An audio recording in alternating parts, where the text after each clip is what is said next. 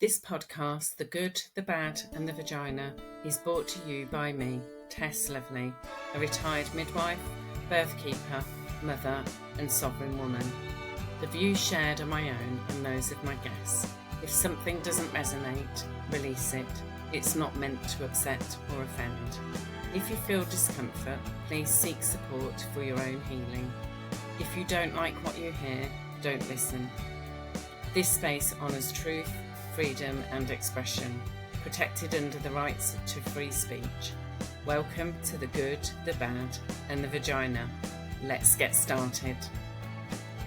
Hello and welcome to The Good, the Bad and the Vagina. The second part of the conversation with Caroline Spear is about to follow. Again, really informative, really enjoyable, loving, wonderful conversation. I so thoroughly enjoyed having this 3 hours with her. It was really informative and knowledgeable. I hope you guys enjoy it as much as I did. Over to you, Caroline, the good, the bad and the vagina. We have a patriarchal system which women have bought into. And I know we have the trials of witchcraft. I mean, I suppose if I was been alive 200 years ago, I'd have been burnt as a witch, I'm sure, because I can't keep my mouth shut when something really annoys me. Most of the midwives actually are walking around with witch wounds. I do think it's sad when you get midwives who are like you with your knowledge and your skills and your attitude. I often think hospital midwives need to be called obstetric handmaidens because they're not able to work with women and they're not able to use their beautiful profession to be what their name says, midwife with woman. I've got daughters, I have granddaughters, and God willing, one day my granddaughters will become mothers. And I do not want them birthing in fear and being treated like a piece of machinery. Cows have a better time birthing than most women do. Mums are far much more respectful. My daughters have had daughters and I've birthed off them. And it was amazing. And I was blessed. Controversially, of course, you're not allowed to do that, but it's like there is no allowing. I mean, excuse me, allowed, not allowed. Huh? You can only be there because your daughters wanted you there. I've been through the births of the four of mine. One was born by cesarean. That was a huge learning curve, I have to say. In many ways, but my daughter was absolutely amazing, and then her sister had 3 straightforward births. But you see, that again, the first one, she wanted to be in hospital. She said, "I don't want the mess, Mama. Have you seen the size of my house? People are in and out, and the carpets are too light." And as it happened, baby was born so rapidly, the cord snapped. So I said, "Yeah, if you'd been born at home on dry land, that would have been a bit." Because I encapsulate placentas, and if I'm not careful when I'm removing the umbilical cord, we get a bit of a splattering of blood. But I was so going fad midwife. It was probably her last shift, bless her. So there were far more people in the room than were supposed to be. We were on the birthing centre. Anyway, I took a break so that one of her sisters could go in. It was a family affair. Her father was there, her husband was there, sisters were coming in, and the one of the consultants walked past and said, "Oh, Caroline, congratulations. I saw the name on the board. What are you doing here? Why in hospital?" I went, "It's my daughter's choice. She didn't want to mess and she'll be going home in an hour." And sure enough, she did. Within 2 hours, she said, "Right, I'm going home now." And she went. It's brilliant. Good on her. I don't mind where women have their babies. I was asked to go in and persuade, that was their exact words, go and persuade that woman to go and have a vaginal birth. And I'm not persuading anybody. And it was a first time mum who had an elective cesarean booked. She walked in and she was 6 centimetres. She was only contracting about 2 in 10. And they wanted her to go for a vaginal birth. I'm going to go and see why she wants to have an elective section. She'd had one booked and now she's come in spontaneous labour, still insisting on a cesarean section. I went in, we were chatting, and her backdrop story was she was from Egypt and her dad was an obstetrician in Egypt. And she had followed her father's footsteps on the path of becoming an obstetrician. And she said, when you do your training as an obs and gynae in Egypt, if part of your training is to work with families that don't have money. And she said, and those women just bled to death because they didn't have any money. And all the people who had money had elective sections. And she said, I know I will bleed to death if I have a normal birth. I know I will. I've seen it. That's all I've ever seen is women bleeding to death. And again, because of the poor people, they would have had poor diets, poor housing, poor lifestyles, all of those things. So, of course, their risk of bleeding would have been much higher. So, well, of course, you're going to have a cesarean section then, aren't you? Of course you are. Because if she'd had a normal birth, as soon as that baby was out, her fear would have risen and her uterus would have stopped working. Absolutely would have just not Right. worked. When I went out and said, no, we need to go for a section, there's no way she's having a vaginal birth, the obstetrician was so cross. I don't care. It's not your birth. It doesn't belong to you. The only person that birth experience belongs to is that woman. And I will honour that journey with her. Because she is the one that lives with it for the rest of her life. You and I, we see some horrendous situations, we do some amazing things that we're blessed with what we're doing, with what women trust us to support them with. But there comes a point where we say, "Thank you, goodbye, our journeys are going separate ways." Mm. And it was like with my story with my first, I wasn't listened to. I became too scared and withdrew into myself because I didn't know who else I could turn to. I had an expectation that because my husband's had an uncle who was a doctor, that he would know what to do. Mm. But I was wrong. I had assumptions, I made an ass of myself, and I paid the price for it. And I also realized I wasn't prepared to take responsibility. But as I said to so many people, at the end of the day, none of you live my life. None of you are in my head. I lost a lot of friends. I think I'm very fortunate I'm still married because of how I behaved with the PTSD. God knows how my kids have turned out so normal and amazingly wonderful. They really, because I was a nightmare.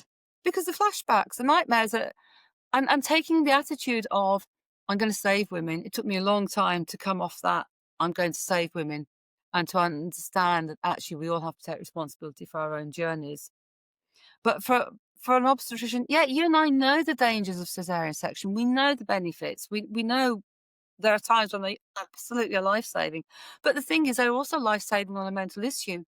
So when with your lady with an Egyptian obstetrician for a father has had that hideous experience and not been able to equate, these are malnourished women. Mary Cronk always said it wasn't parity, it was diet, it was nutrition. Obviously, there's the odd exception, and we do, thank God, have the drugs. And if poor women don't have access to the drugs when they're needed, again, to me, misogyny, you want us to breed, you want us to perpetuate the race, but you're not actually prepared to make space and honour us so that we make good, healthy, robust babies and have good, healthy, robust pregnancies and births. Yeah, I hear you on that one. You can't see it, so I'm going to say out loud. I no longer say grow a pair. These are soft, dangly things. They all head south. Grow a vagina. Have that strength. Have that incredible elasticity and everything else. I was at a networking meeting the other day and I said, oh, and I've just started a podcast, The Good, the Bad and the Vagina, and everybody nearly fell over their coffee. And I was like, what? This is just a brilliant name for a podcast. It is, because 52% of the population has a vagina. And I was playing the intro to my son in the car the other day, and he went, do I have to listen to this? And I went, you better get used to strong vaginas around you, babe. You better start honouring it. You're only 13, but you better start understanding the power of this tool. I used to have many decades ago when we had had a computer. It was so wonderful. I had lots of birth photographs uploaded to it, and I didn't realise that the screensaver rotated around. And the number of times we home educated, and the number of times the lads were in, and suddenly there'd be a picture of a vagina with a head coming out of it. I've worked in industries where you'd walk in as a 19-year-old young woman and the walls are just plastered with Playboy vaginas, which really, but when you see a head coming out of a vagina, shoulders, feet occasionally, And most of those lads grew up with a really healthy respect for women and when they went on to have children of their own. And they also were able to talk to each other. Overheard conversations. My daughters would come back with conversations their male friends had, and with questions sometimes as well. Showing the healthy functioning vagina as opposed to the gorgeously sexual one. The healthy functioning vagina. In its glorious reproductive mode is, I think it did the lads a lot of good. I get a lot of the women that I look after, say to the men, you need to watch on Instagram the badass birthing mother. My husband laughs at me because I sit and watch them for hours. If I fall in a rabbit hole, it will be down there. That's what I watch. That's my light entertainment. I think that everybody should be watching that because a lot of the mums will come back and say it took the pressure of the unknown away from them, that sometimes the baby can come out and be quite slow to respond and look a bit white or purple. When they watched the first few, that shocked them.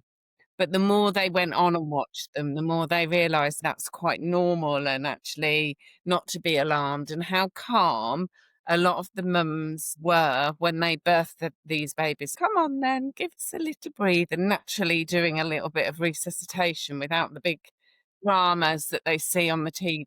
I talk to mums and dads that sometimes babies come out. They take their time to get going, and sometimes they're an interesting colour, but don't cut the cord. Do not cut the cord. And again, had some fab midwives. One of my friends used to be a midwife, and one of her babies, and the film was on YouTube. She's a big strapping lass. She's grown up. She's a really successful businesswoman. And it took a few minutes for her to get going. But I had another mum who had a cesarean with the first, and the baby was, they use the term flat, and had grown up into a really beautiful 12-year-old. When she had her second baby, she stayed at home, and sure enough, this baby was born in exactly the same condition as her cesarean born. Mm. And she was so calm and with it, and the midwives were understandably concerned. But sure enough, the baby eventually decided to take a few gasps and pink up. But mum had seen it first time with a cesarean born baby, and she just did, I think, one of the best things ever for her baby. She just stayed quiet and talked and talked. And yeah, those things, to not shy away from letting parents know when they have a really gentle birth, is that often they don't make a noise, but they'll open their eyes, they'll look around, they might even look at you a bit pissed off if you make a sound that they don't like. It's really fun. You watch eyes, and but their tone is good. You know, they're holding their necks up, but they're not yet ready to go, "Wah!" When I was pregnant with my second baby, I got diagnosed with ovarian cancer. I had a big operation at 28 weeks, and then I was induced. When I was first pregnant, my midwife said, "Oh, you're a bit big. Maybe you've got twins in there." Oh, It nice. turned out I had a twin, but it was a cyst. That's what they said it was initially. So I had a scan at 12 weeks, and they said, "Oh, you've got a cyst. We'll keep an eye on it." So I then had these regular scans, and then I went for a 28-week scan, and the consultant went, "Oh, it's spread." I should have had an alarm bell at that point ringing off going, "It's spread," because cysts don't spread, but I didn't. My mum was really poorly at the time. She had malignant melanoma and had had her lymph gland removed and was on treatment for that, so she was quite poorly. And I think I was quite young, and just the dynamics of my Mhm, life back then. So I went in and had this operation, and as I was being discharged after a week recovering in hospital, the registrar mhm. said, "We've made you an appointment at oncology." And I went, "Oncology? Why have I got to go to oncology?" And they was like, "Well, you've got ovarian cancer." And I was like, "Oh, okay." Anyway, so I was then induced at 36 weeks because they wanted to start me on chemotherapy. And I was going, "I'm not having chemotherapy." They wanted to start me during my pregnancy. And I was like, "No, it's not happening." So then I was induced, and I had 5. No, the effect on the baby of you a developing fetus with you having chemotherapy. Well, they do it apparently, but, obviously she was born in 1991, 92. I was being induced. I had 5 lots of Prostin because it was Prostin then. My vagina must have been like a shriveled up prawn, honestly. It was, like, so dry and so horrible. Anyway, they took me down to labour ward and said, "We're gonna break your waters to get you going." At that point, I wasn't a midwife. They broke my waters and I tottered around for a little while and they wanted to monitor me. So I was hooked up to the big monitor and I had this student midwife who I was going to be her 40th birth so she could qualify. I remember her examining me after she'd broken my waters and tottering over to the dilatation thing and her telling me I was going to be her 40th birthday. And they were all sitting there looking at me, and I went, I need to go for a wee. And they said, well, you can't leave the room. And I said, well, I need to have a bedpan then. They gave me this bedpan. I'm sitting like in this sort of half squatting, half on my knees position with these monitors and the bedpan. And I went, I can't possibly wee with you lot in the room. You're all going to have to go. And I sent them all out the room. And the next thing I know, I hear this noise coming from the bedpan. There's this baby crying. It's like, "Oh, hello." It's normally you want to poo. You want to pee. I thought I needed a wee. Admittedly, the 5 lots of Prostin before that would have made me very uncomfortable for a whole week, but on the actual day after they'd broken my waters, I didn't feel anything. The only reason I knew she was born was because I could hear this noise crying. But the best thing about it all is that I was quite satisfied that the midwife didn't get me as her qualifying birth. Anyway, I then went home. I said, right, I'm out of here. Went home. I never had chemotherapy. I didn't engage in any of that. I read a book by Louise Hay, You Can Heal Your Own Life. And like I said, every time you have a baby, it changes the trajectory of where you go. She was my life-changing baby. I went down this path that took me on a completely different pathway in terms of self-healing, helping, connecting in with myself, knowing what was going on with my body. Then when I fell unexpectedly pregnant with my third baby, it was my midwife again who just believed in me. And that's why I then became a midwife. It was because of her. She was my inspiration. But the birthing experiences that you had as well, it's a richness to bring into your midwifery practice, isn't it? Not to say to women, "I did it, so you can." It's that you've experienced for yourself the possibilities. You had a positive induction. Well, it wasn't positive in terms of it took a week. I had ProPES. 12 hours later, they gave me another one. 12 hours later, they gave me another one. Then they rested me. Then they gave me another one. Then they rested me. Then they gave me another one. I had 5 lots and still no baby. But I was being induced at 36. Why would I have a baby? My body wasn't ready for it. And they didn't know. When I look back now, they had never experienced a pregnant woman with ovarian cancer. I was a unique entity for them. So they were making it up as they were going along, what they were going to do with me. And what difference was 4 weeks, for example, to get to the magical 40 weeks, like the magic roundabout, isn't it? Because I declined chemotherapy during my pregnancy. So they said that, all right, well, we'll get your baby out early so you can start chemotherapy. And of course, then when I had her, I declined it anyway. Did you know you were going to decline chemo during the pregnancy? Did you know at that stage, once you had given birth, you would? So when I went for my first oncology appointment and she said we need to start chemotherapy as soon as possible, I went, I'm not having it when I'm pregnant. It's not happening. And then I got called some quite interesting names like, are you crazy? You're going to leave your children without a mum. But I kept saying, I'm nursing my mum having chemotherapy and it's not pretty. I don't want to put my child through that. I'll have it when I've had her. When I then realised that actually breastfeeding would be beneficial for me, I then said, after I'd had her, my mum wanted to go back to Ireland to see her mum. So I said, I'm going to take my mum back to Ireland to see her mum because she's not well. So I will breastfeed because that will, put a protective factor up and then we'll consider it when I come back. But then I read this book and now it just wasn't going to happen. I'd made up my mind. So then when I went into oncology and I went, "Man, I'm not having it at all now." She went, "Do you know, I think you must be the most difficult patient I've ever experienced." When you talk about what you've done to cure yourself, because as a homeopath, I can't say I cure people. You use the word heal, but I'm not allowed. In different countries, you can use the word heal, but certainly not here. And when you heal yourself or you live well despite your blood results. Like my cholesterol, God knows where it is. It was 11.3 the last time it was checked. Um, but my triglycerides are brilliant. So you know the ratio is perfect. And I've been called choice names for my decisions with my way of eating. I've been called all sorts because of having a home birth after a cesarean section and talking about my home births after a cesarean section. Bloody idiot, lunatic, but you're going to kill other women from obstetricians. And I just smile there. I just feel really sorry for them. Why? One said to me once, Caroline, I would love to say to women who have had two cesareans, of course I'll support you to go for a trial of labour. I went, what do you mean a trial of labour? Don't you mean say they're going to give birth? I said, they're not on trial. And he said, yeah, he said, but the problem is I will get done by the GMC because I am breaking how we're supposed to behave and what we're supposed to say. So I do explain things like this to women because they need to know this is how the system works and this is why. But you don't have to accept any of it.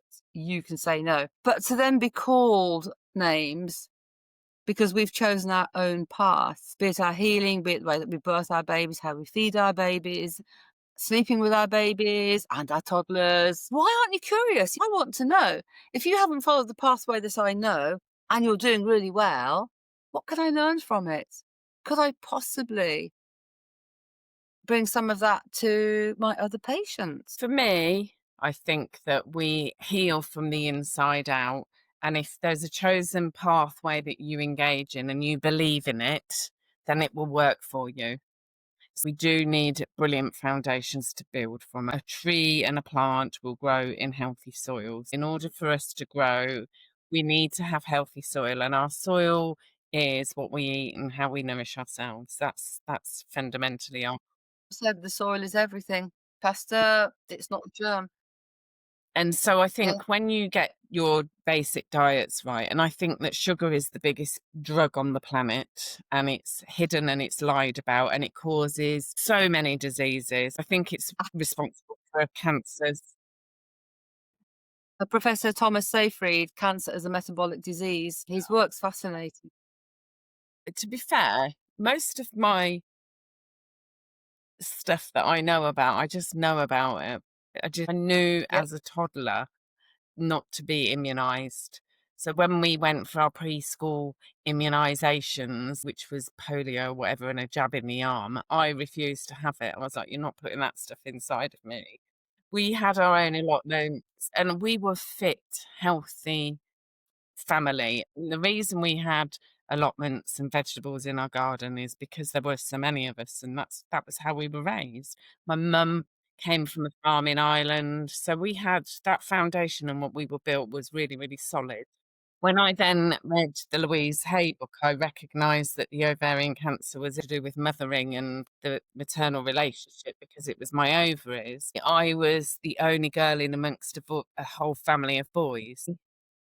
I've got 5 brothers, and my mum, God love her, she I think she found being in that household with all of those boys quite overwhelming, and she then worked in a children's home, so she spent a lot of our growing up working because my dad was classified disabled. So I had this very male-dominated household, and I think that that's what it was around. So I had to do some inner work in and around mothering myself and my maternal energies, and I think that's what cured me because of my Mhm, level of depth of understanding and believing in that system, and that was my mhm. belief. If somebody had Yep, said to me, "This little blue tablet here is the cure to all things," and I believed that blue tablet would cure me, then it would. And that's why I think any form of like Reiki healing, acupuncture, homeopathic stuff, aromatherapy oils, a colour therapy, herbal therapy, whatever it is, I believe in all of those. I believe they bring something to the table. I'm sad that the medical model has dominated all of those remedies and tried to quash them. I do think they're coming back and making a revive, but it was sad that they came in and tried to eradicate all of that because it took a menu of cures off the table for a lot of people where they could go and explore what feels right for them. But we saw it within our own homeopathic history when homeopathy was huge in America. And then Rockefeller wanted to take over the pharmaceutical industry. He then pushed doctors and how they were trained, which pushed out a lot of homeopathy. I didn't know this until I did a bit of family research. So I'm a homeopath. And where had that come from? Because dad would bring herbs home for us girls for our bad period pains because he worked with loads of women. You could talk to dad about sex. You could talk to dad, I got a period. Mum's not around. Here, Bab, go and get whatever. But it turns out that one of my great uncles became mayor of Bristol, and he and his wife supported the Bristol Homeopathic Hospital. They sponsored it. So Cook was his name. Going back quite a few generations, there were family members that knew and understood homeopathy. Mm. But we live in a country now where the press are now trying to vilify physiological birth. Midwives are being told not to talk about normal birth. Well, these days, normal birth is just not what humans were designed to do. Normal birth has become medicalized. We can't hold conferences talking about other ways to deal with cancer. We are forbidden in law. And there have been 3 attempts since 1936 to overturn the law. But it was decided that us mere mortal individuals could very easily be bought by snake oil and that we far more harmful. Therefore, we must trust in the God doctor and the pharmaceutical industry. Now that we've got the current, it's tragic. Every mother and baby that dies, of course, it's tragic. It's awful. Really, a friend announced recently that one of her friends had suddenly died. She'd had a seizure. I don't know how far pregnant she was, but we don't know why she had the seizure. We can't account for that. But it's still awful. But to be silenced to talk about a rite of passage, because giving birth is a rite of passage, becoming a mother is a rite of passage. I'm not interested in pods and horrible machines that can grow a so-called human, because humans are about connection. We are about being together. We need to reconnect with our instincts and our trust. We are called human beings for a reason. And I think human is our 3D factor, and our being is our higher self, our gods, our spirits, are the part of the universe. And that's why when we disconnect and we separate human being as two separate entities, we need them as a whole together because we're in the 3D. We need to love, honor, and respect that, but also we need to love, honor, and respect the being, which is all the intuitive stuff that we have around us, our spiritual side. Yep, 100% agree. It's very complex. I don't know all the answers. These are just some of the things that float around in my little brain. I'm not saying I'm right. When it was first mooted to me that time is not linear, just like labour, I'll bring it back to labour. I'll bring it back to our gorgeous bodies and our vaginas, but time is not linear, and that yesterday could actually be here and tomorrow could just be there. And I'm going, what? But I have a clock. I have a 24-hour clock. But actually, that clock is a man-made clock to work with the hours, and then the calendar is a Gregorian calendar now. There have been previous calendars and different. When I'm with a woman and I know what sex her baby is, and women just know from conception what sex they're carrying. They don't need a blooming scan. It's fun to do the old what you call needle on thread. It's that instinctive thing. Often the best thing you can do when you're with a woman in labour is be.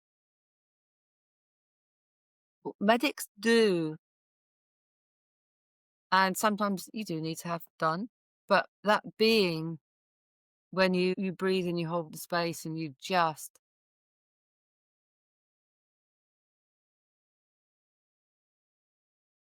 Yeah, I love that. I love that just being. It is incredibly powerful because in that space of what seems so small and peaceful is a huge, vast entity of universe. It's like so vast when you sit in space because the space itself could be quite contained, but the space inside of that space is enormous. we just can't compute, can we? Just what's when you look up to the stars and when you just look beyond and you just On my birthing journey, I have had some of the most incredible, phenomenal experiences that have absolutely Mm. sent me into a space of a place where there are no words to describe some of the experiences I've had the honour of. Some of them have been hilarious, so funny. You would be like, "Did that absolutely happen at all?" Like, I can remember looking after a woman, and I had every single bodily fluid of hers on me. Or in me. First of all, she weed on me, then she vomited on me, and then Oh, I was I was at the end of the bed, and she was rattling around. Hadn't been that long qualified, a couple of years maybe, and I was trying to calm her down.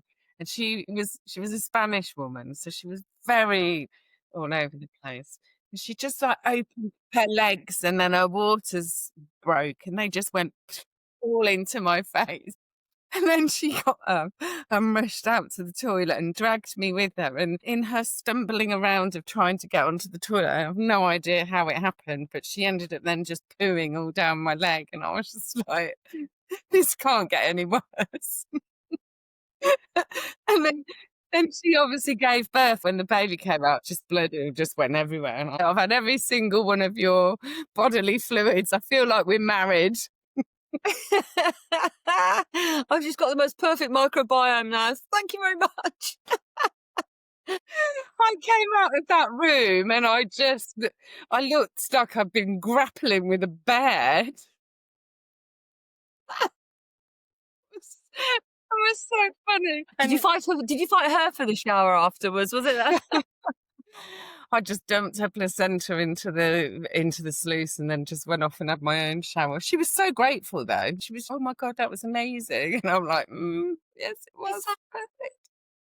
It's a real roller coaster of body fluids, and that's again something we don't always talk about very much, is it? With birth, and when you say you'll probably poo, I go behind the poo. There's a head. Yeah, when waters go and it's like a surf. I, t- I admit I do take extra shoes with me. I keep a couple of old pairs that I don't mind what happens to. And there's always a change of clothing, just Yeah. just in case, because you can't not be with a woman uh, because you want to avoid blood or pee or poo. It's just all part of.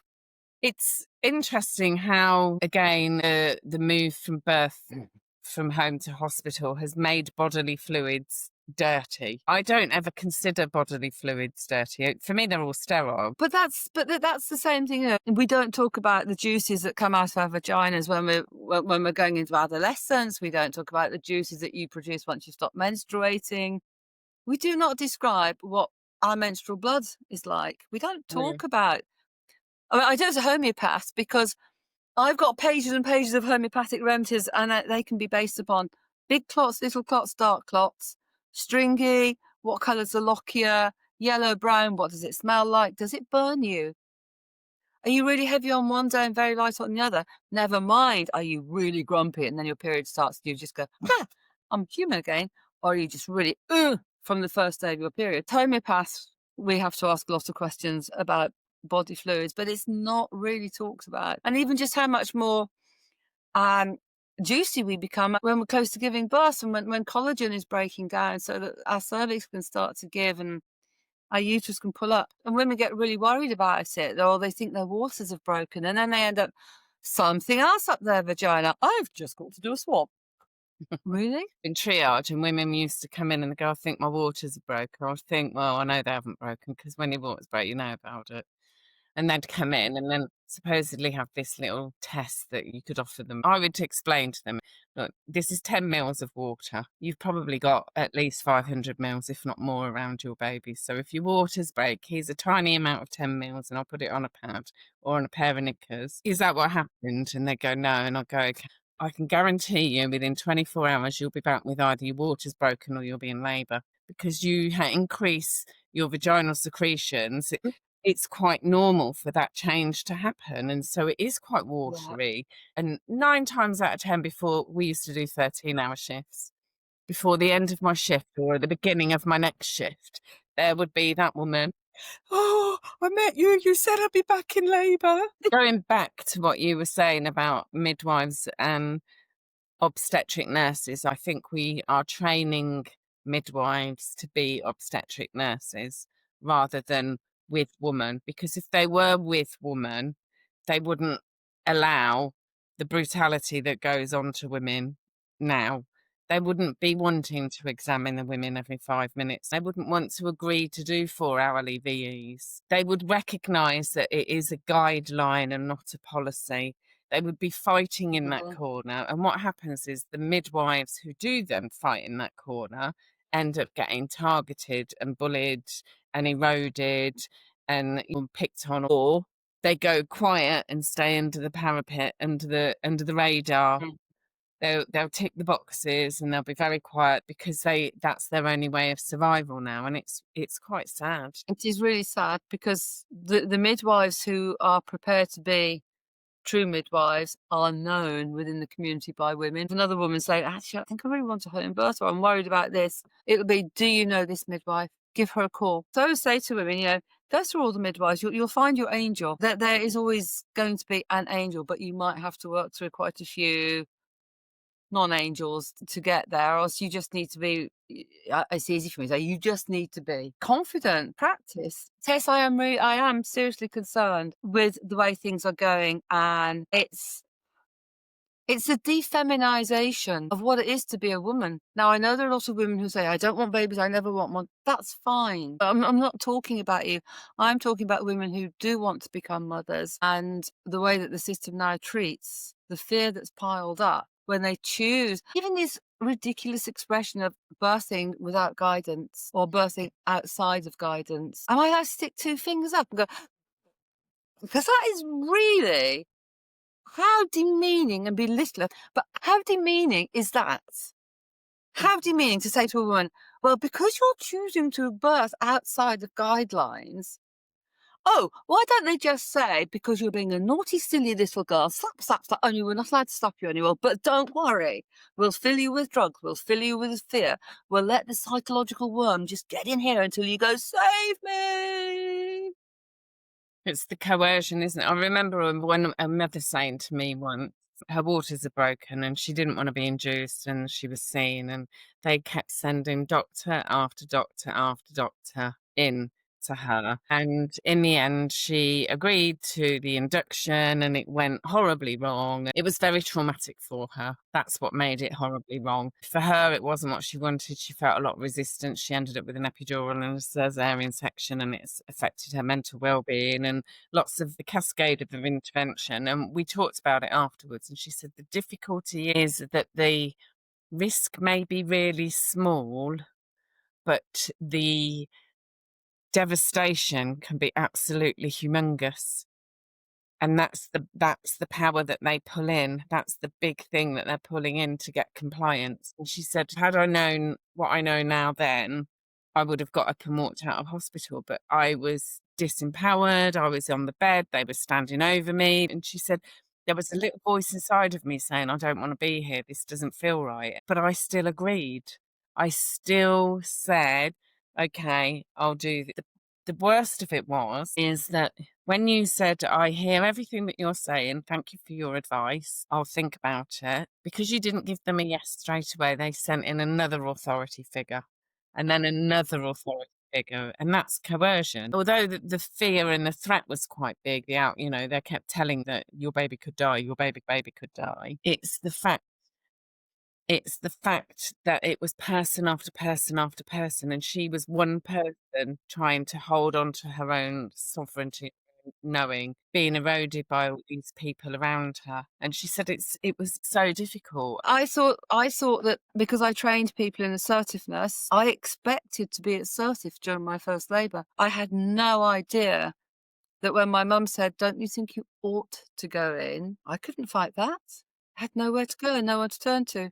Now, when I'm in hospital and we get those kind of scenarios, I tell midwives to document everything that they're saying. I tell them to document that my client is saying no. I'm getting a bit quicker at getting my camera out now and filming. But what I now do that I never used to because I was scared of being banned from going into hospitals is that I now report coercive, piss poor behaviour to head of midwives. And what I now know, which I didn't know at the time, is I can go directly to the NMC. It doesn't have to come from the mother. It doesn't make any difference. You can go to the NMC and the CQC. I've reported so many things. It doesn't make any difference. No, they're an insult to women. Mhm. They really they go after independent midwives. They don't accept that women choose their own course of action, but they will No, chase the midwife for it. How yeah. dare they? I've had serious complaints about me from the trust about my behaviour as a doula. So I showed the complaints to my clients and I said, I really would appreciate your comments. Do you agree with them? Because if so, I've got some serious reflection to do. And every single client was infuriated and came out with very similar comments. How dare they?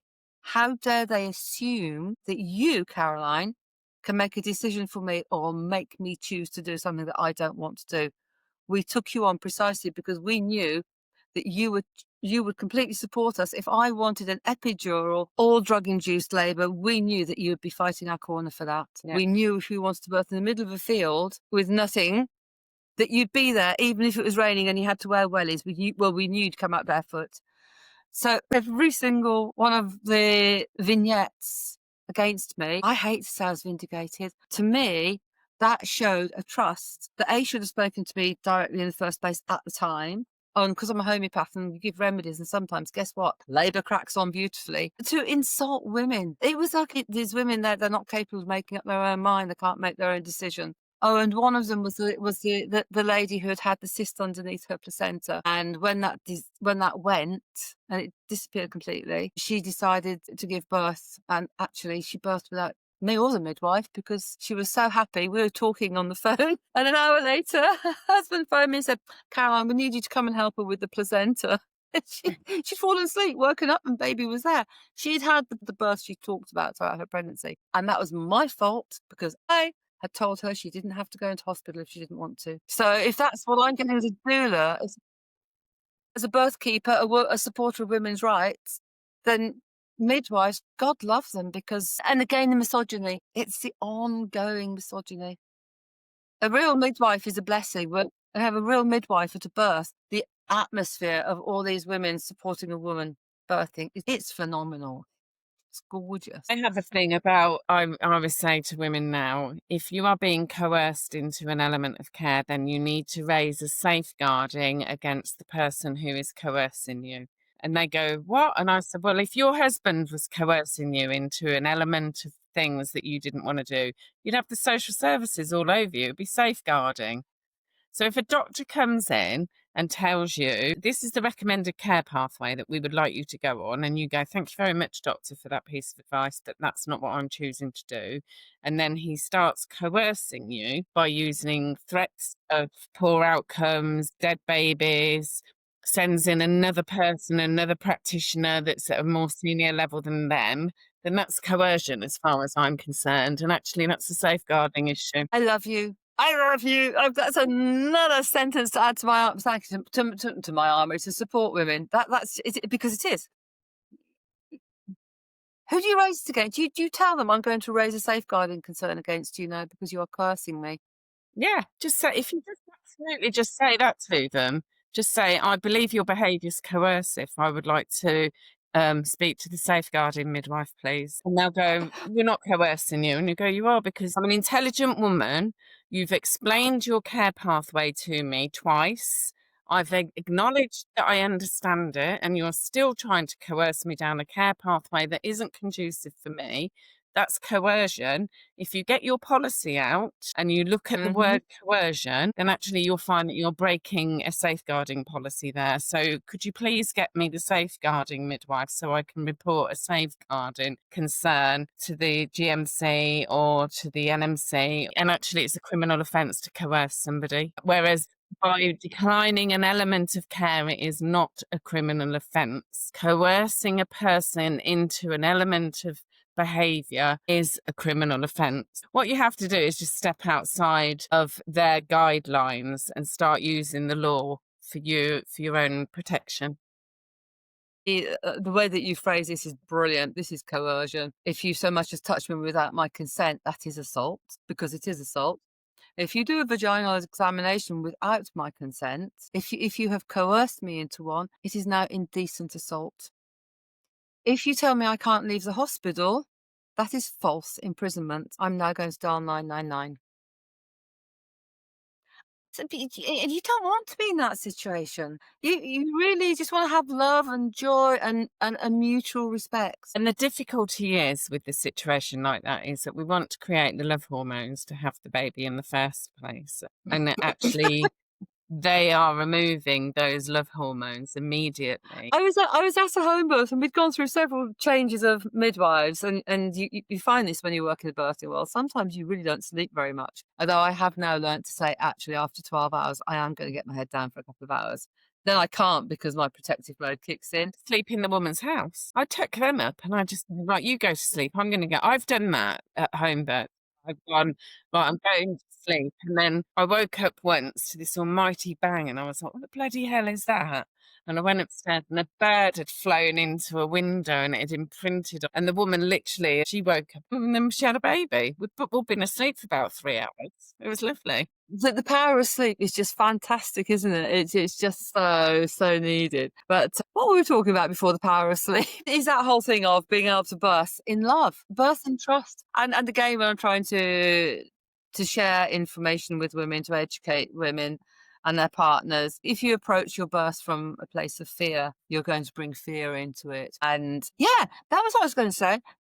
Coercion. So these days, working with women who want to give birth after a cesarean section, you guarantee every month they will get a phone call, either being called into a consultation or because somebody's made an appointment for them. Well, that's very nice. Did you check with me first of all? Did you invite me? And they get the same old spiel: the dangers of having a home birth, the dangers of giving birth after a cesarean section. None of the dangers of a cesarean section, nothing to do with the dangers of further abdominal surgery or birthing in a hospital. But they reach 40 weeks and they decline the 40-week scan because we know what that's going to be said, and they're going to have some other high and mighty tell them about the dangers yet again. So the number of times I have to say to women, you need to tell them to stop. If it's a midwife, they're breaking their midwifery code because this has already been explained to you. But we'll get consultants who they've never seen phone up and say, well, you didn't attend your appointment today and you do need to come in. And it's often put in a very menacing way, as if the women really don't have a choice. They do. But sometimes that fear, that thing of safeguarding is thrown back when we might need to speak to social services, particularly when women choose to birth on their own terms and without engaging staff, NHS staff. The safeguarding thing in and around not having antenatal care has really shifted, but antenatal care can be perceived as I'm looking after myself, I'm monitoring what I'm eating, I'm discussing with my doula my diet, my lifestyle, I'm monitoring my own weight. There is no physical reason why I got no physical symptoms as to indicate why I may or may not need a blood pressure doing. You know, my urine is nice and clear. So actually, I am providing myself and doing a self-assessment as to whether or not I need to engage in that service. And if at any point Mhm. I have any doubts in what, the discussions with my doula and it's, or my midwife, you can go to see a midwife. You don't actually have to have a blood pressure done or be listened in. You can go and say, oh, I want to come and see you and I want to engage, give me some advice on diet and lifestyle. You might get a blank face at that point. Unless, of course, you met me. And then I would be in my element going, sit down, let me talk to you about your diet and lifestyle. Conjure up this image that everything that you're eating, your baby's eating. Yes, yes. Do you really want your baby to be eating polysorbate 60, and do you want them to be having aluminium sulfate and other derivatives of aluminium? Do you even know what aluminium does? Yes, let's not talk about the NHS and dietary guidelines because they know diddly squat. Some of the diabetic clinics are getting better. They're beginning to understand keto, but they're not really, they still don't fully get it, and they still don't understand seed oils and so on. And lifestyle, well, yeah. And the trouble is, you then go in and you see a health professional and they're horribly overweight. There's healthy overweight and there's unhealthy overweight. And their skin, bless them, they've got dark bags under their eyes and they look, what's the word? They're not vivacious. There's no joie de vivre. There is no health glowing out of their skin. And that's not the kind of person I really want telling me or No. taking my blood pressure, etc. Because there's just no example. My friend Ellie is a midwife. She's amazing. I know some amazing, amazing, beautiful midwives. I really, really do. And I also know obstetric nurses. I've had the privilege of meeting some wonderful midwives, and my friend Ellie, who's a midwife, is very vivacious. You know, when I'm meeting women who are engaging with me, they'll say, or some of them will go, "Oh, I met my midwife. I wasn't really enamored by her." But anybody that meets Ellie will go, "Oh God, my community midwife is Ellie, and she's amazing." And it brings joy to my heart because I think I'm so happy. But even she will say to women, must engage in a doula because you need that additional support that the service that we provide is not able to give you. She's way up there with I love her already. I love her. I will happily look after her during her birth to make sure that she can really be the midwife that she is. I am known as the dangerous doula in my trust. So if any of you are watching it, I know I have been told. And it's funny, when I was a child and I used to encourage my friends to think for themselves, didn't go down very well with parents that expected obedience and compliance. I'm laughing. I am the dangerous doula. Why? Because I teach women their rights. that's what a consultant once said to me. He said, "Oh, here she is, the crystal wafting midwife." And I went, "Oh, here he is, the plasticine consultant." And he went, "What do you mean?" And I said, "You're so spineless, you bend." You're so quick. I am so slow with responses. That's brilliant. I'd have had to take weeks to think about it. He wasn't impressed.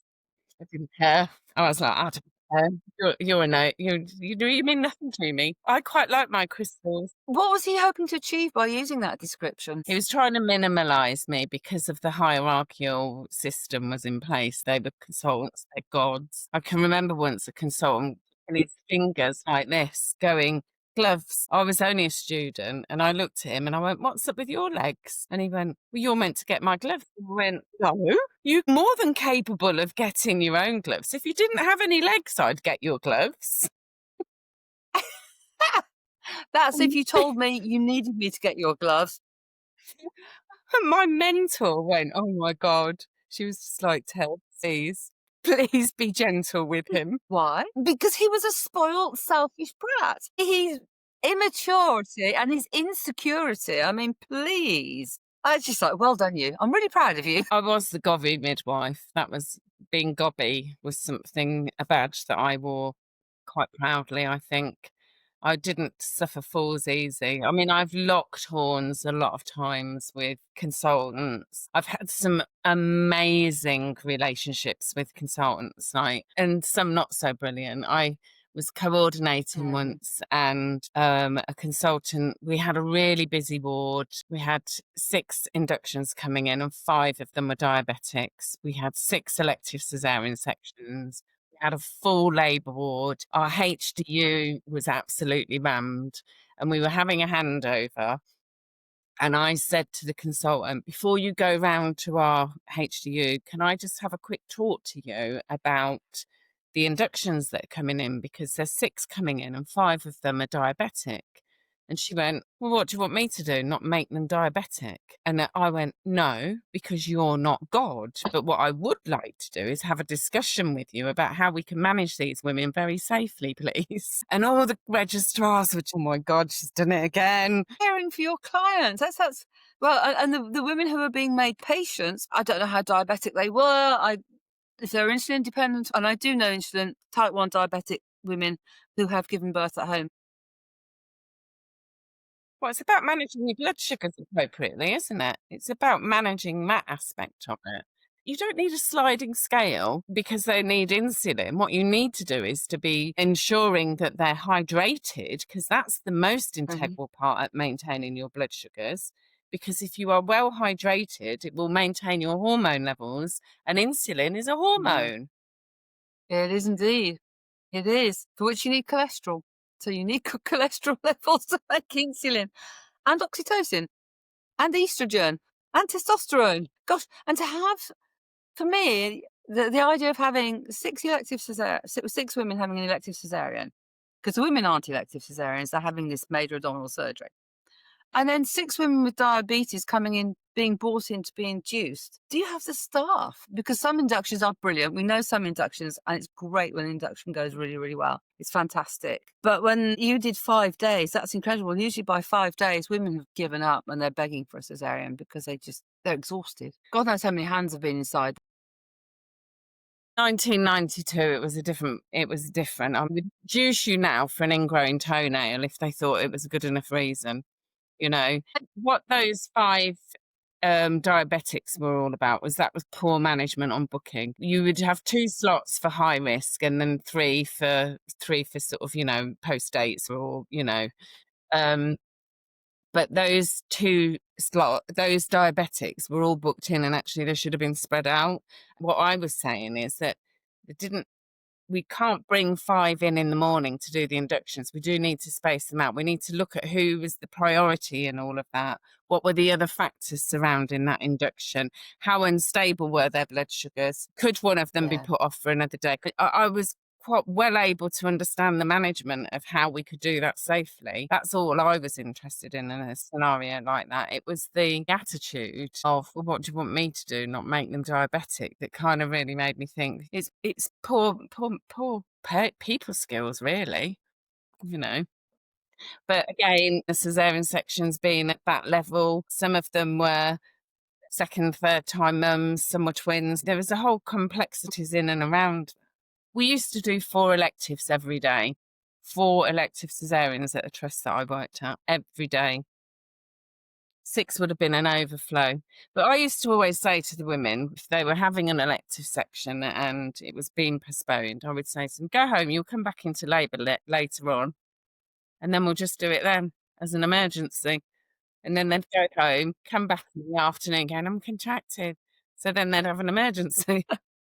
And they'd had the benefit of some labour, and their baby had had the benefit of some labour as well. Much better. Playing the system, weren't they? They were expecting to have a baby on that day. And there's a huge amount of disappointment for them in that. There is, because expectation and hope. Yeah. One of the things about women choosing an elective cesarean is about the organisation because of that lack of control that they may have felt with a previous birth. A lot of mums choosing elective cesareans for birth trauma from the first birth is quite high. I'm not surprised. Just what I've experienced when I've been with women, whereas obviously my experience, unless my baby needed help, then you wouldn't have seen me for dust. I'd have been straight in. But I was not going to subject myself to what I'd been put through the first time. Mm. Absolutely not. And I say to women, make your decision up in labour. How do you know? How do you know what you're going to have? Why don't you just kind of wait and see? So if you go into spontaneous labour and your labour makes easy progress and you're happy and you feel safe at home and you want to stay at home.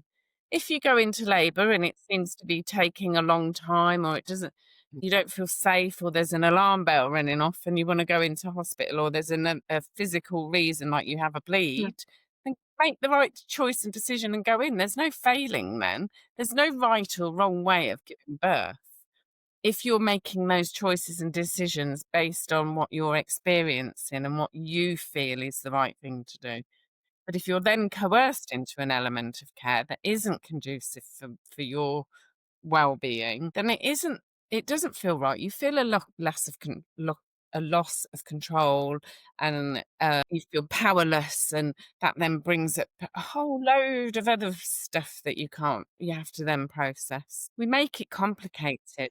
We do, and the problem is when you're pregnant, it can bring back a lot of memories that aren't the memories you want to have coming back. And it's a very difficult time in your life to work through and process what you've been through and what you've experienced because you're pregnant, because you're carrying another baby. And it's not healthy for the baby. What we experience, our babies experience too. And there's just such a lack of understanding of that in the maternity services. It's really desperately sad that for a woman to feel the only way to have any control is to have major abdominal surgery and the repercussions that can bring immediately and later on in life, secondary infertility, increased risk of stillbirth. Now, what were we saying about women should all be in hospital on these schedules doing exactly as the obstetricians tell them? to minimize the risk of stillbirth. What are we doing? How many more crumbs? I'm sorry, it's getting a bit serious and a bit heavy here, but it is something I wonder, how many more women are going to become infertile or lose babies because they have had a previous cesarean section? Mm. And here's hoping there's somebody in the system who has the wherewithal to actually look at them and say, "No, that's not the truth. This is what's really going on." It's awful when you have to hope for whistleblowers, but it is a very big concern because the birth rate is going down. The rate of miscarriages seems to be increasing, and then you add the risks of repeated cesarean section. And I know some women just get pregnant, and have baby after baby after baby, but we're seeing less and less of that. I can't remember the last time I had a booking from a mum. So in the past, it was not unusual to be with the women for first, second, third babies, first, second, third, fourth babies. But it's very rare now that women are having more than two babies. Or it's not rare, but it's nowhere near as common. It's nowhere near as common as it used to be. Part of that is the financial implication as well of having children, isn't it? They're so expensive. It doesn't stop because then they start breeding themselves and then you've got grandchildren. It's cheaper to have a baby than it is to have a teenager. Why are you spending 2 grand on a horse and carriage? Sorry, some kind of baby seating, pushing along equipment, when you could spend that on a doula and have a really amazing birthing experience. Babies don't care about any of that. Babies want breasts. They're born expecting to come from our vaginas onto our breasts. That's what they expect. That's our inherent nature. They expect to be able to latch on. And they expect to be carried and held close, and they expect to have their needs met because that's all they've known for the last 9 months. They don't care about designer labels and the latest bugaboo, hugaboo. They just want mama and the breast. They want their milk and they want to feel comfortable. And they're just as happy in cotton nappies as they are in throwaway nappies. I went camping with cotton nappies. I'm not that hardcore, but I had to prove it could be done. It's a great week. There was a washing machine there. And they don't need designer clothing. They're happy. They don't care what they're wrapped in as long as it's comfortable. They can hand-me-downs. And that was one of the beauties with particularly with our home ed group, is that clothes got passed around between families. It's like a tribal joy when you suddenly see somebody's baby wearing something that your baby had worn. And then somebody else will go, I gave that to you. Do you remember? It's just that community thing of babies in clothing that get passed around and handed around. We're like our little village. I wish that for all women. We certainly have lost our village and our tribe and that kind of security net that created a sacred space around women. Like I can remember when women laboured before, it was like a community energy that came around, and a protective energy, and everybody was preparing food or bringing something positive into that energy field. Whereas now, when a baby's born, it's all about who gets to see them first, who bought the best present, who put the picture first up on Facebook. Women have been stripped and isolated and belittled and their power removed from them. My kind of drive is to get women their, to hold their power more strongly and beautifully and step into that power and realize the strength. And it's for me, it's about getting their male and female energies in balance within them. So if they step into their divine masculine energy and hold their divine feminine energy, then they have equal power and balance, and they can be this strong, firm, immovable, protective, wonderful male dominant energy with this very loving, intuitive, bendable, flexible, caring female energy. And then they're holding into their own power. And that's, for me, that just like lights up my life. And men equally need to have a balance of their male and female energy. When they're just sat in their male energy and it's not a divine male energy, there's no female energy in there at all. It becomes a very toxic, dominant, coercive, bullying, instructive energy rather than the strong, firm, immovable, protective energy. I've seen women have births that they didn't want because the partner was still in. I don't like using the term toxic masculinity, but they were in a masculine state that hadn't brought in the feminine and the caring, and that their role really is to protect. They are there to protect. And that includes making a cup of tea, making some food, passing her another sanitary towel when it's not just about well, I mean, it's important that they hold the baby because they don't smell of milk, so that can be calming for the baby. But it is about being able to care so that she can care for their baby. Yeah, yeah. And a good birth, however the birth goes, where it's the woman calling the shots, it's the woman who's saying, because you can plan to birth in the middle of nowhere with nobody around.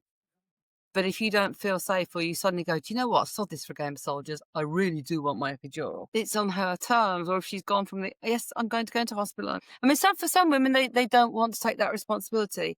And if they're happy for that, if they're happy to hand over responsibility, they've made a choice. And they should come away feeling really good about it.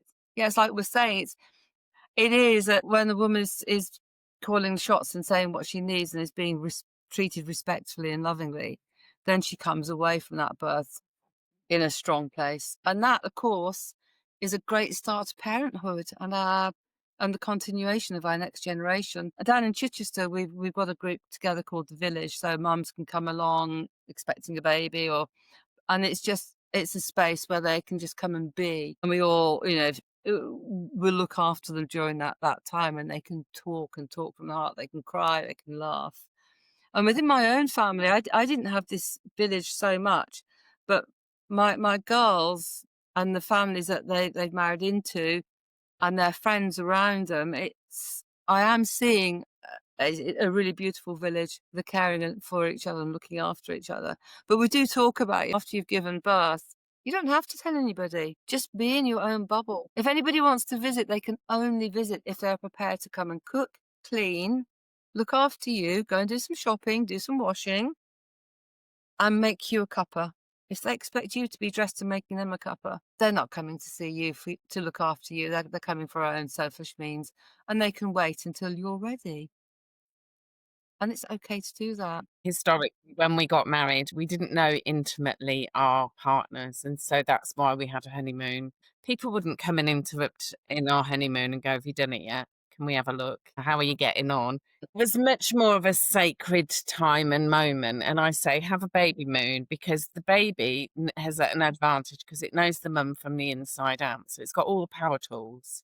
It knows her voice, it knows her emotions, her cells and their cells are still communicating. It knows the mother inside out. And what you then have to do is create a sacred space where the baby can then inform the mother of who they are on the outside world. And I said, and if I drove you around in the boot of my car wrapped in cling film for 9 months and chucked you out at the Amazon, where would you want to be? You'd want to be next to me quietly in my car because I know where the food sources are. I'm the protective factor and I know where I'm going. Anything else outside of that is a danger. It doesn't know them. So it doesn't want to see them. It doesn't want to see Auntie Mary. Her perfume stinks. It will just sleep and that will interfere with breastfeeding. One of the girls that I'm looking after at the moment has talked to me about her mother-in-law has said to her, well, I can come and see the baby when the baby's born. And she was quite upset and she rang me today. She said, I really don't know how to navigate this. And I said, well, you could just explain to her and say, I really appreciate the fact that you want to see the baby. And yes, you will be one of the first, if not the first, to see the baby other than me and your husband. But we want some time and space to get to know our baby on the outside and explain all this to them. Um and then just politely, I'm really sorry if you don't understand this, but I can't explain it other than I'm wanting the best. This is what my baby's telling me that I want, and Yeah. this is the journey that I want to go on, and please be respectful of what I want. And then Mhm. if she still complains about that and says, "No, but I still want to see the baby," I said, "Just don't tell her until about a week after the baby's born. Don't tell anybody you're going into labour. It's nobody else's business." Don't tell anybody that you're going into labour, and certainly don't announce it on Facebook or social media unless you want the whole world. I do know people that do that. One of the things I've loved with my journey as a doula is that need I don't need to be the first to see the baby. When I do see a baby's face emerging, to me, I'm seeing their original face. It's powerful. It's just such an honour. But in terms of, I don't need to hold the baby. I I always say to couples, "Who's catching the baby? You or him? Him or you?" And so may go, "What? What?" And it's nobody else should be even touching your baby as your baby's being born. Right. It's down to you two. You Yeah. catch and hold, and we just melt into the back unless you want differently. Yeah. Just the two of you. The three of you are now a family. And yeah, as you say, babies just want to teach us. I wish I'd known all this when I was having mine. I tell you, it's often. Mine and my kids are much, much better parents than I was. They just took to mother like ducks and water. For me, it was all a bit, oh, is it a dog or a cat? Do you pat it? They've just been absolutely amazing. And I'm sure it's because the community that they grew up in, they grew up with other babies and toddlers. Like, I was fortunate when my girls had their babies that I I was able to be there, be present for them. You know, there are lots of I had a lot of friends that were midwives that would also kind of step in and be there and nurture them. And Amber, when she had her last baby, she was having her house renovated. So she was staying at her dad's house. When me and her dad split up, he got the house and I got the kids. So I went to my old house where I had birthed my eldest son, and she was birthing her daughter in the same room. And it was the midwife Julia who had helped me birth Ria Louis in that room. So there was me, Julia, Amber and her baby in this room, and we were like, wow, this is just crazy, isn't it? You couldn't make this stuff up, could you? It was an incredible moment, and we was just in this room and in this space, and me and Julia looked at each other and we just laughed, and she said, do you remember? Do you remember being in here? Yeah, I can recall. Gorgeous it's gorgeous generational stuff, isn't it? That beautiful energy that's cellular and generation and coming through. That's crazily gorgeous. Absolutely amazing. Um, I think we need to kind of, draw to a conclusion because I think we've covered quite a lot of stuff. And I do have to go because I'm actually on standby. My phone's just made a noise, so I need to go and check it because in case it's my client. There we go, and that's genuine. I got a placenta dehydrating. Oh, yeah, and next time we speak, I'd love to know a little bit more about the dehydrating of placentas. What I did with my placentas is I buried on put the planted trees. Had like really great fruit trees, like a fig tree that just phenomenally went mental. That's what I did with my placentas with my babies. So interesting, people sort of do all sorts of different things and stuff with them now. I just encourage the people to put back into the earth what the earth has given them. So that's my Uh, tang. I I love it when women do choose to consume their placenta in whatever form because I've just had so many women just go, "I just feel so much better." I've had grandmas phone me and say, "She forgot to take them for about 5 days, and she was a right tired, miserable grump, and everybody noticed." And then somebody said, "You taking your capsules?" And she went, "Oh, I forgot." We would have eaten our placentas. Stories for another podcast, because the things I've been told by old men from the middle of deepest, darkest Wales, and men that were born during the war. And placentas weren't wasted. They were cooked up and fed back to the mums, or they went in the pot. Nothing was wasted. It all went in the pot. Amazing. Yeah. Caroline, what an absolute pleasure, my love. Thank you for sharing and wonderful conversations. Take care. Bye now. Lots of love. Bye. Bye.